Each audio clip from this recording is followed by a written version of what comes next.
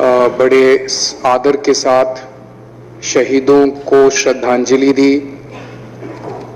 भगत सिंह जी, सुखदेव, राजगुरु, उन लोगों को कल के दिन फांसी दी गई थी। उन्होंने देश को आज़ाद कराने के लिए सबसे बड़ी शहादत दी। अध्यक्ष महोदय, मुझे बेहद खुशी है कि वैसे तो हम सब लोग सभी शहीदों को नमन करते हैं, सभी स्वतंत्रता सेनानियों का आदर करते हैं, लेकिन उन सभी स्वतंत्रता सेनानियों में एक तरह से दो चमकते सितारे हैं, बाबा साहब अम्बेडकर और भगत सिंह। दिल्ली सरकार ने ये निर्णय लिया है कि बाबा साहब अम्बेडकर और भगत सिंह जी की तस्वीरें सभी दिल्ली सरकार के दफ्तरों में लगाई जाएंगी। कुछ दिन पहले पंजाब सरकार ने भी ये निर्णय लिया है कि पंजाब सरकार के भी सभी दफ्तरों में भगत सिंह और बाबा साहब अम्बेडकर की तस्वीरें लगाई जाएंगी।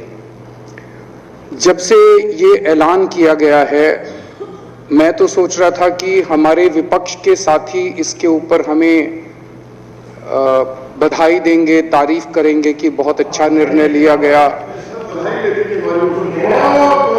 शुक्रिया।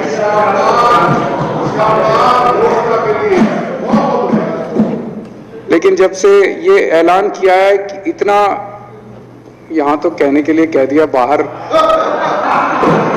एक मिनट, मेरे को पूरा, हमें इतना क्रिटिसाइज किया जा रहा है।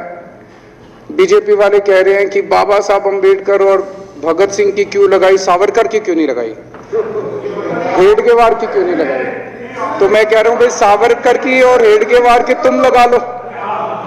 अब देखो, जो बोल रहे थे उसमें तो किसी ने टिप्पणी नहीं की। मैंने कहा भाई सावरकर बोल रहे हैं, सावरकर की और हेडगेवार की तुम लगा लो, हम बाबा साहब अम्बेडकर की और भगत सिंह की लगा लो। कांग्रेस वाले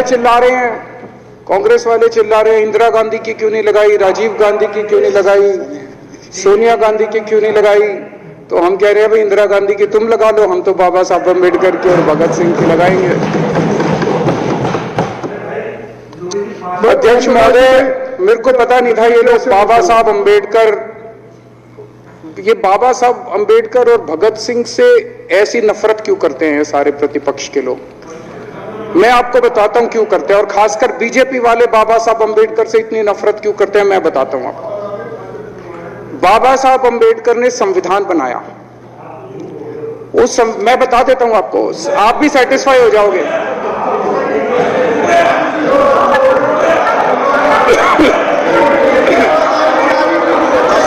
सुन के चले जाना।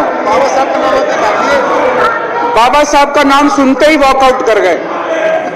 बाबा साहब का नाम भी नहीं सुनना चाहते। बाबा साहब अम्बेडकर का नाम सुनते ही सुन तो लो।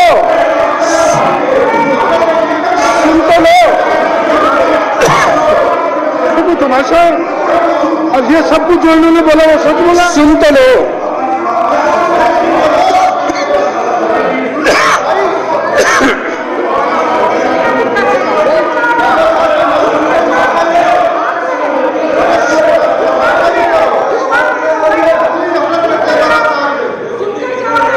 बाबा साहब अम्बेडकर ने, सदस्यों से प्रार्थना कर रहा हूं, अध्यक्ष महोदय, बाबा साहब अम्बेडकर ने, मुख्यमंत्री जी बोल रहे हैं, डिस्टर्ब ना करें प्लीज। नहीं, ये कोई तरीका। सत्य कौन बोल रहा था? सत्य क्या बिगड़ी जी ने बोला? सब आप बैठ जाइए। अब बाबा साहब अम्बेडकर ने देश का संविधान बनाया। संविधान में लिखा उन्होंने कि भारत के अंदर जनतंत्र होगा।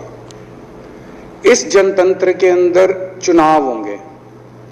चुनाव में जनता वोट डालेगी, वोट डाल के जनता अपनी सरकार चुनेगी। वो सरकार लोगों के सपनों को पूरा करने के लिए काम करेगी। बीजेपी को ये पसंद नहीं है। बीजेपी नहीं चाहती चुनाव हो। बीजेपी चाहती है कि चुनाव खत्म हो जाए। चुनाव होने ही नहीं चाहिए।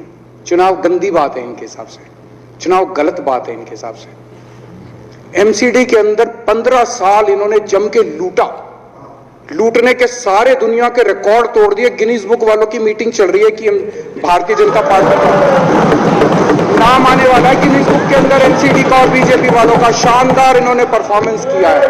15 साल के अंदर इन्होंने लूटने में कोई कसर नहीं छोड़ी।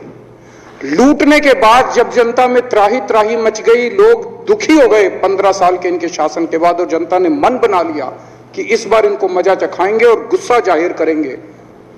चुनाव आयोग ने ऐलान कर दिया कि हम आज शाम को 5 बजे 9 तारीख को 9 मार्च को शाम को 5 बजे चुनाव की डेट्स की घोषणा की जाएगी।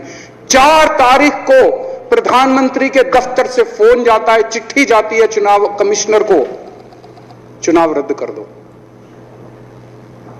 पूरी दुनिया के अंदर आज तक ऐसा नहीं होगा कि प्रधानमंत्री सीधे सीधे चुनाव कमिश्नर को फोन करके और चिट्ठी लिख के कहते हैं कि चुनाव रद्द कर दो। इसलिए ये नफरत करते हैं बाबा साहब अम्बेडकर से। ये कहते हैं बाबा साहब अम्बेडकर नहीं होता तो जनतंत्र नहीं होता इस देश के अंदर।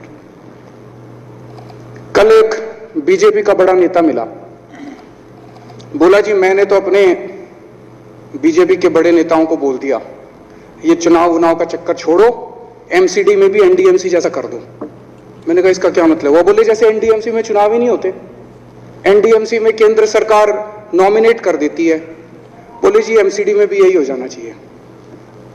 अध्यक्ष महोदय, इनका बस चलना इस देश के अंदर सारे राज्यों में और देश में चुनाव कराना बंद कर दें। इसलिए ये नफरत करते हैं, इसलिए बाबा साहब अंबेडकर से नफरत करते हैं ये लोग।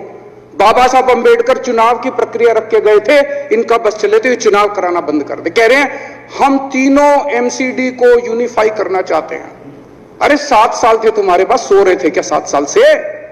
कहां थे तुम लोग 7 साल से? क्यों नहीं तुम लोगों ने क्यों नहीं तुम लोग यूनिफाई करने के लिए पैसे चाहिए? क्यों नहीं तुम लोगों ने यूनिफाई किया 7 साल से? चुनाव के 1 घंटे पहले तुम लोग चिट्ठी लिख रहे हो, अब सो के जागे हो कि अब यूनिफाई करोगे। तो यूनिफाई नहीं करना, चुनाव टालने हैं, क्योंकि हार रहे हैं। मेरी हाथ जोड़ के विनती है, हार जीत लगी रहती है, कभी ये पार्टी हारती है, कभी वो पार्टी हारती है, कभी आज बीजेपी हारती है, कभी आम आदमी पार्टी भी हारती है, कभी कांग्रेस हारती है। देश बड़ा है, देश